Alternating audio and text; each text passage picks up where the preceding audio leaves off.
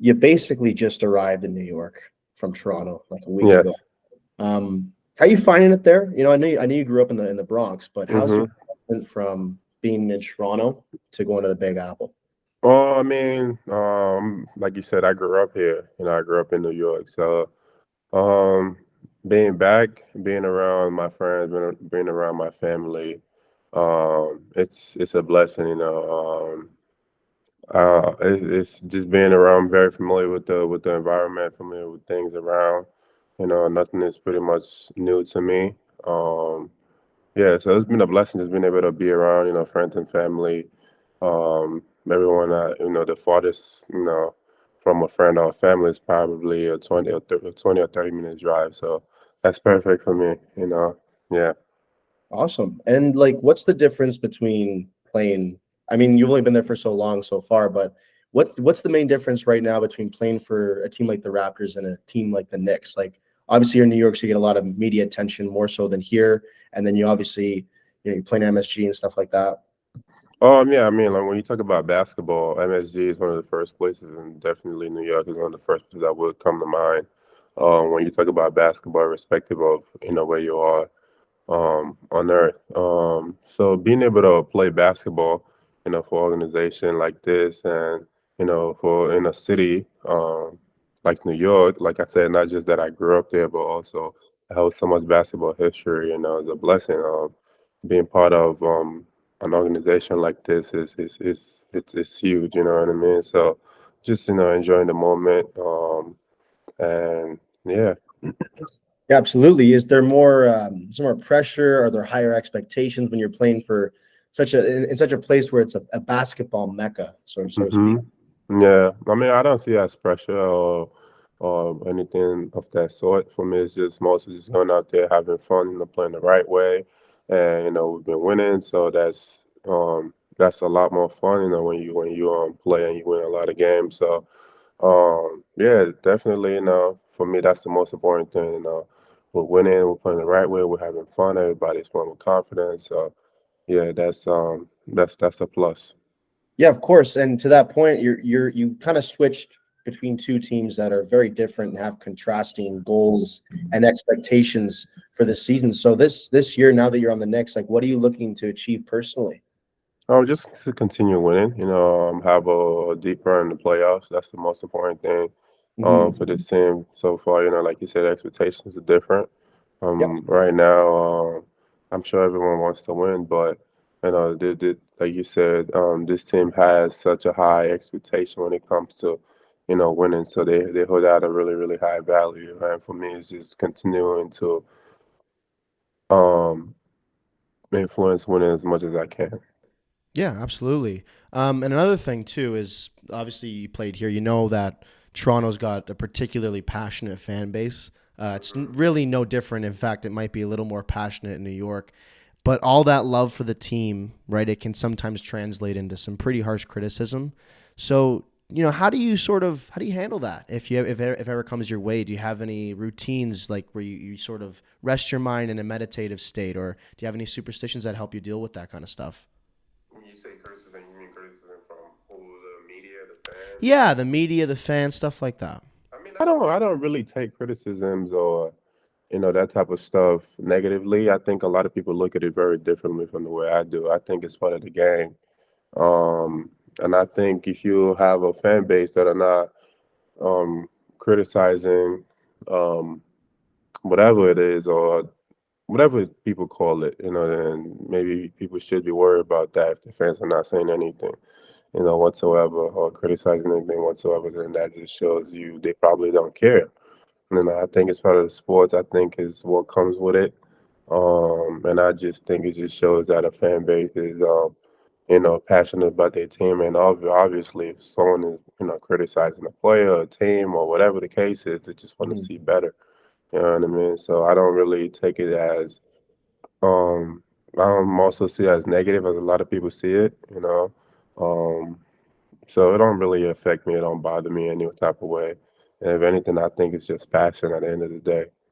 Yeah, that's a really good way to look at it because I mean, in a sense, all the criticism comes from a place of like deep rooted love for the Mhm. team. So, I Yeah. mean, yeah, absolutely.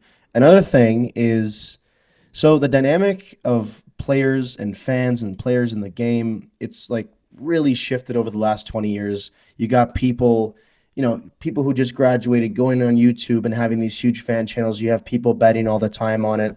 And, since everybody is pretty much more involved in the game than they ever have been before, how do you think the player fan dynamic has changed over the years? Should let's say compared to 20 years ago? I mean, I wouldn't know 20 years ago because I was not in the league 20 years ago. I just only speak for far as long as I've been in the league. Mhm. I think the player fan dynamic, for as long as I've been in the league, has become um, a lot more easier, or I'd say a lot more accessible. I don't know. That's how I speak from my experience personally.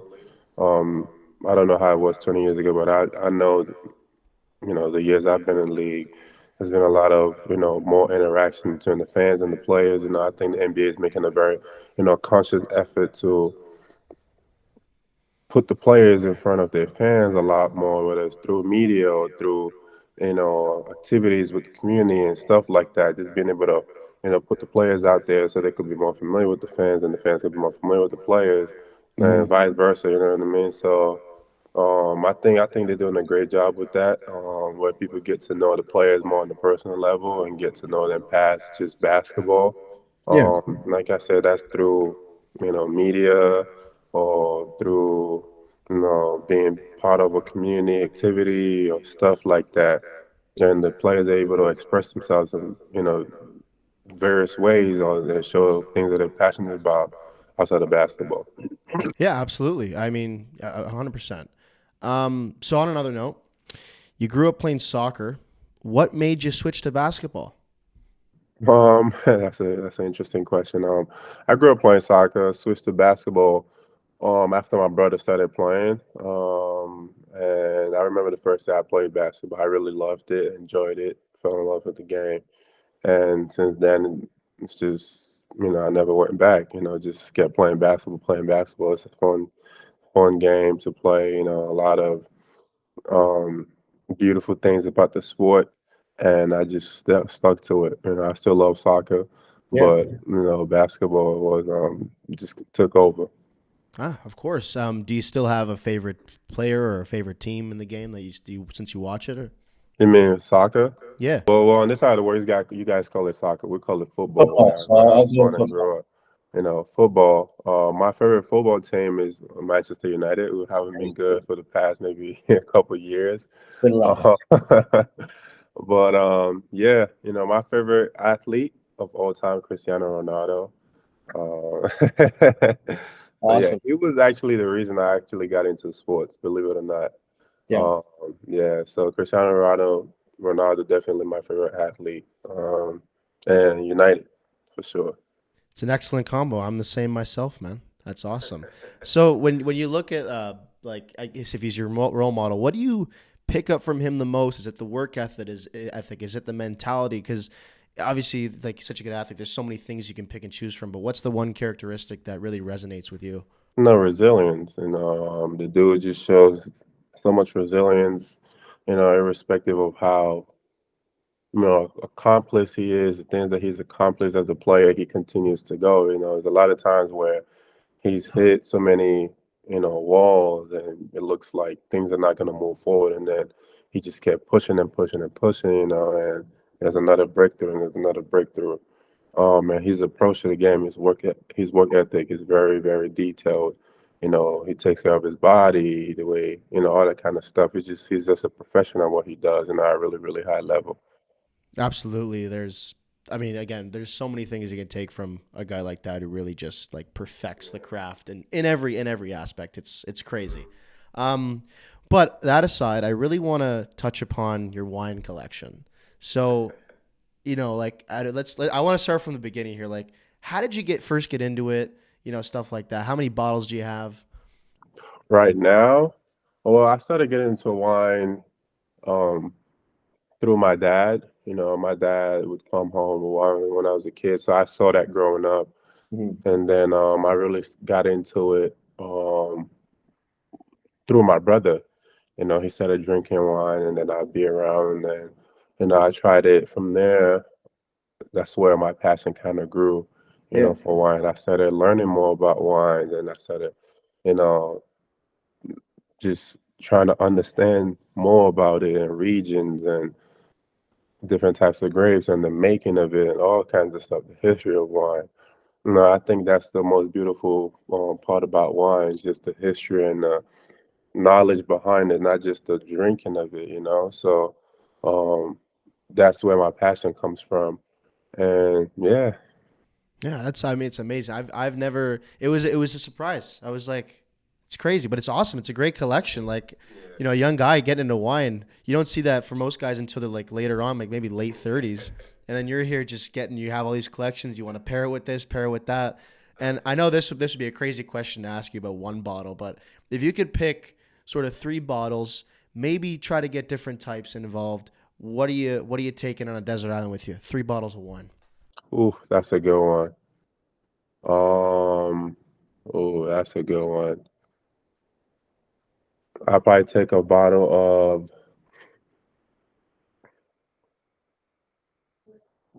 oh, that's a good one.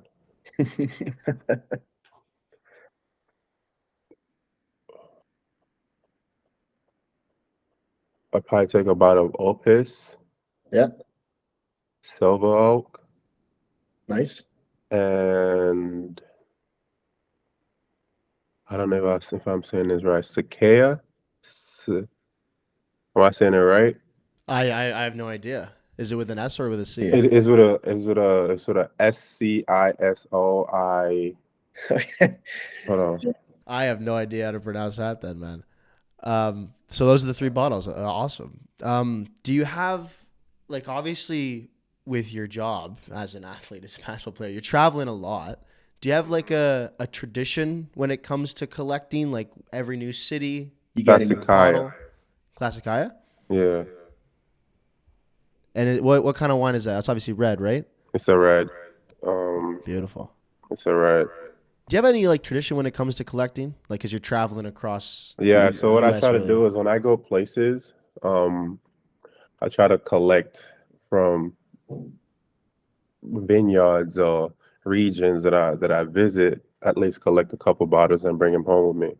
Not so to dress kind of like my souvenir for that trip, but Mhm. it just reminds me of like, hey, I've been here. I collect this from this region, or that from this region, or that from this vineyard.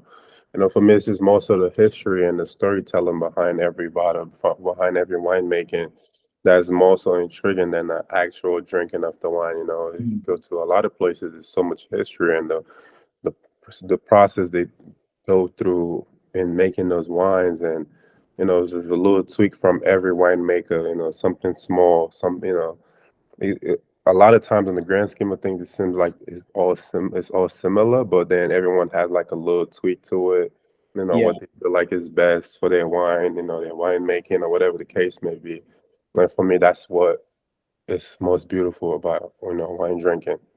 Absolutely. So speaking of different places, I imagine like soon there's a trip in your off season to France or to Italy or to Spain that's Yeah, in the books for you yeah. to find more wines. Is that something that you want to do soon? Yeah, definitely. I'm planning on going to Italy this summer.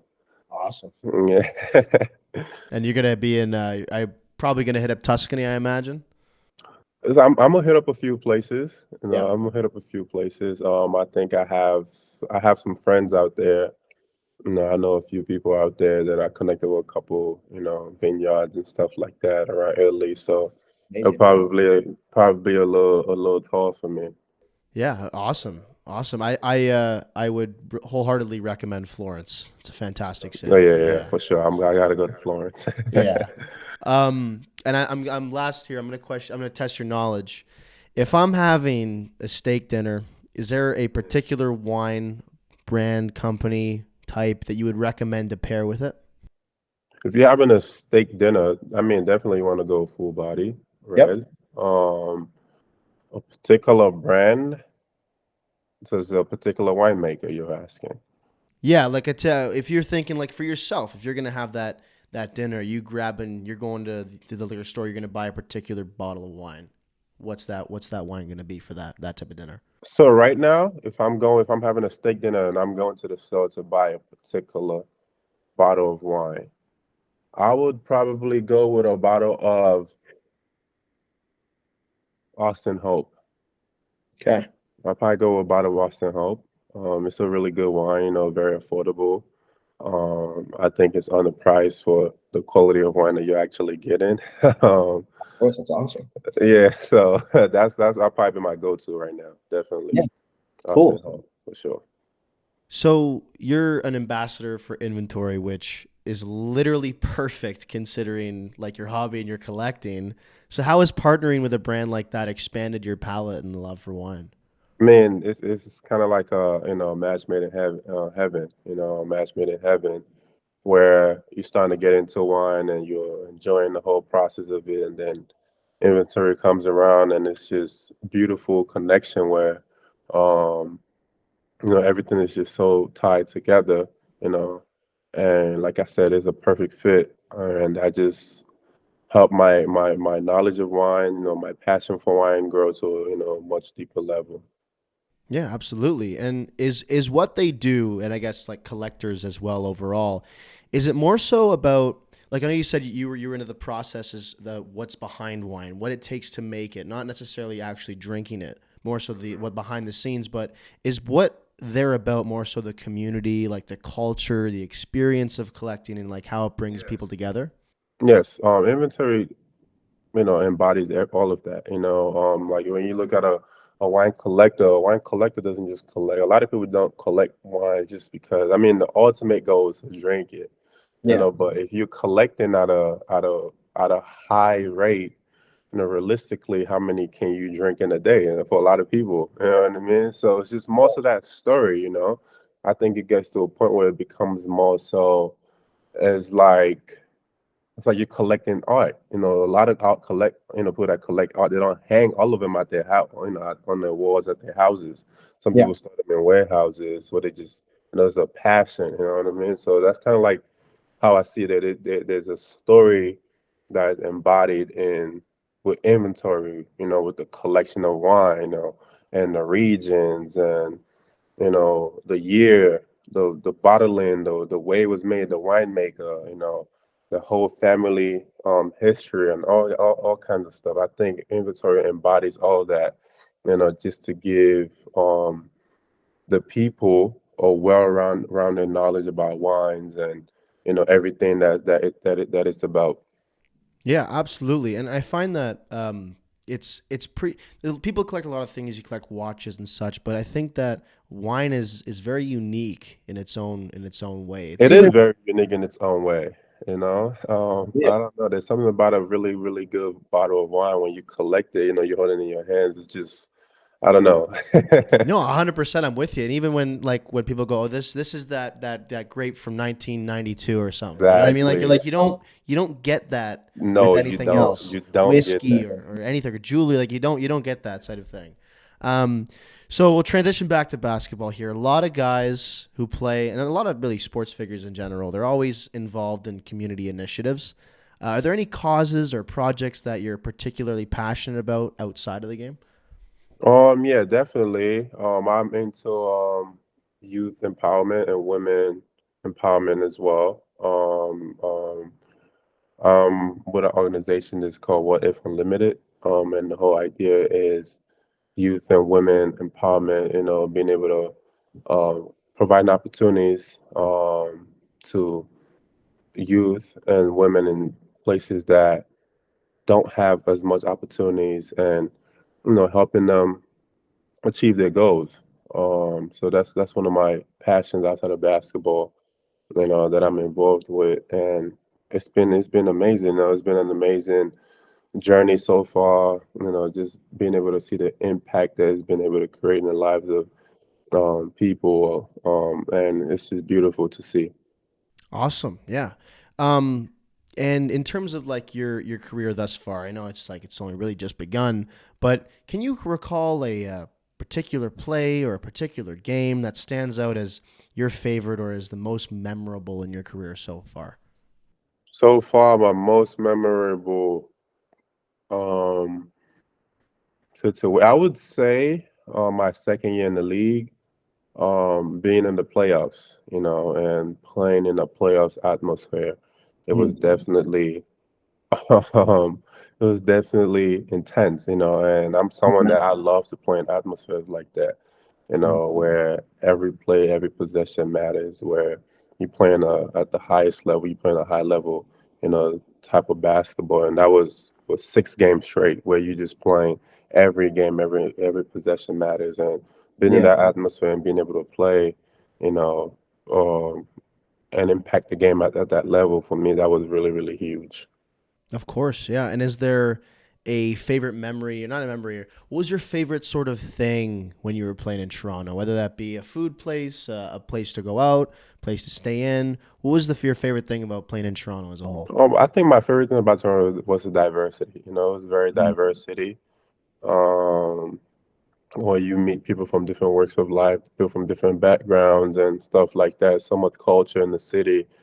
And me being someone that is also international, born and raised in Nigeria, most of the states, just saying that is so beautiful to me. I thought it was very important, just being able to meet people from different places. And I like to travel. I like to learn about new cultures, people, Mm. the way of lives, and all that kind of stuff. So meeting new people, learn about their cultures and their backgrounds, I thought was very beautiful. It was very beautiful. That's something that I thought was unique about the city of Toronto.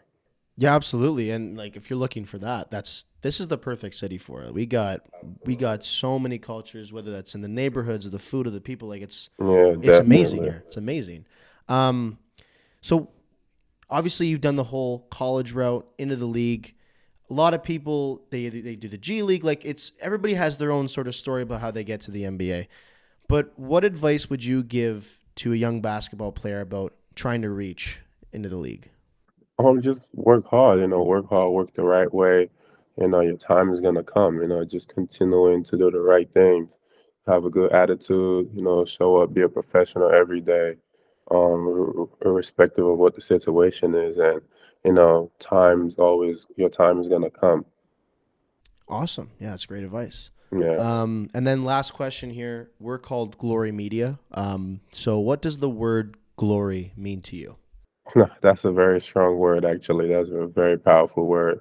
I think the word glory just means, you know, I mean, that is, like I said, that's a very powerful word.